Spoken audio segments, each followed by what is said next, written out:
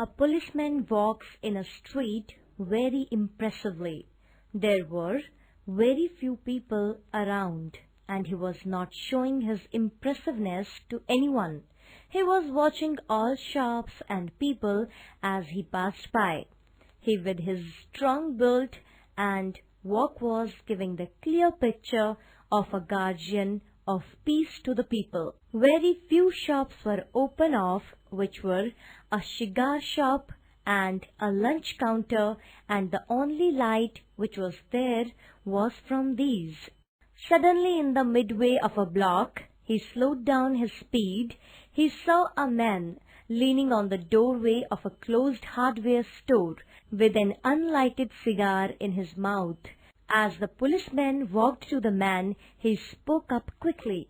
"It's all right, officer," he said, assuring the policeman, and added further, "I'm here to meet an old friend. It is an appointment made 20 years ago. He might sound funny to you. Well, I will explain all that, but if you would like to ensure that it's nothing unlawful," he added again. "About that long there used to be a restaurant by the name Big Joe Brady's Restaurant." Policeman nodded his head with a yes and said, "Until 5 years ago? Then it was torn down." The man took out a match, struck it, and lit his cigar. Now the face of the man was clearly visible to the policeman in the light of cigar. He saw a pale, square-jawed face with keen eyes and a little white scar near his right eyebrow. His scarf pin was a large diamond, oddly set. The man said further, 20 years ago, I dined here at Big Joe Brady's with Jimmy Wells, my best friend and the finest chap in the world. He and I were raised here in New York, but just like two brothers together. I was 18 and Jimmy was 20. The next morning I was to start for West to make my fortune. Jimmy stayed here as he thought that New York is the best place on earth. That day we agreed that we would meet here at same place, date and time exactly 20 years from now, irrespective of our conditions. In 20 years, both of us ought to have our destiny worked out and fortune made. After hearing all this, policeman was quite impressed and said, "It sounds pretty interesting, but 20 years is a long time between meets. Haven't you heard from your friend since you left?" The man answered, "Well, yes, we were in touch for some time, but after a few years or two we lost track of each other. West is a big project and I was very busy in business. But I know Jimmy will surely come today if he is alive, for he is the most trusted and loyal person in the world. I bet he will never forget. I have traveled 1,000 miles to meet my old friend, and it's worth it if he turns up."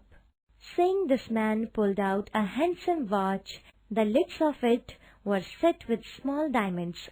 After this he says, 10 minutes to 10. It was exactly 10 o'clock when we parted here at the restaurant door." The policeman asked, "You did pretty well in West, didn't you?" The man said, "Oh, yes.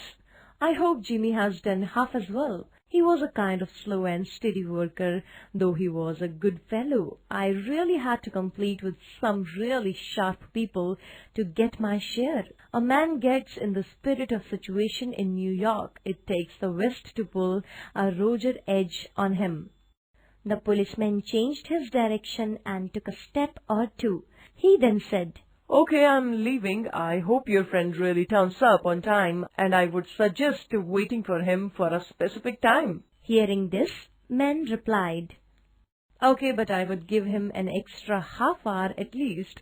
If Jimmy is alive, he will be here by that time, officer. Good night, sir." Saying this, policeman started passing his beat and checking doors as he went. The man stood there waiting for his friend. He could see cold drizzle falling and feel the cold wind. He was also observing some passengers who passed him were in a hurry and their coat collar was turned upwards and their hands were in their pockets. He who was travelled 1,000 to fill an appointment with an old friend smoked his cigar and waited for his friend. 20 minutes later, he saw a man wearing long overcoat with collars turned up was hurried across from other side of the street. He went directly to the waiting man. "Is that you, Bob?" he asked doubtfully. "Is that you, Jimmy Wells?" Bless me God. Saying this, he grasped his both hands and said further, "I was sure that I will find you here if you are still alive. 20 years is a long time. The restaurant is gone, and if it would have been there, we could have had another dinner there. How was your journey in the West?" "Excellent. It gave me everything I asked for, but you changed a lot.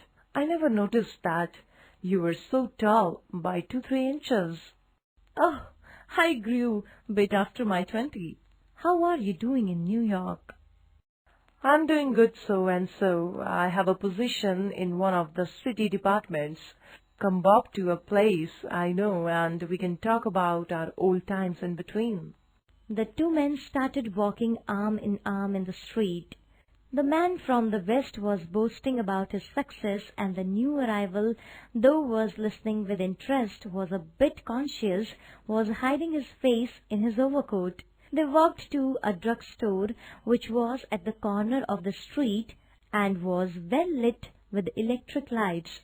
They turned at each other to have a look at other's face. The man from the west stopped suddenly and released his arm. "You are not Jimmy Wells. 20 years is a long time, but not long enough to change a man's nose from sharp to snub one." "But I can change a good man to a bad one. You have been under arrest for 10 minutes, silly Bob. Chicago thinks you may have dropped over our way and sends a message to us that she wants to have a chat with you. Now, before we go to station, here's a note I was asked to hand you. You read it here. It is from the patrolman Wells." The man from the west unfolds the little piece of paper. His hand was steady when he started reading it, but it trembled by the time he had finished. The note read, "Policeman Bob, I was at the appointed place on time. When you struck the match to light your cigar, I saw it was the face of the man wanted in Chicago. Somehow I couldn't do it myself, so I went around and got a plainclothesman to do the job.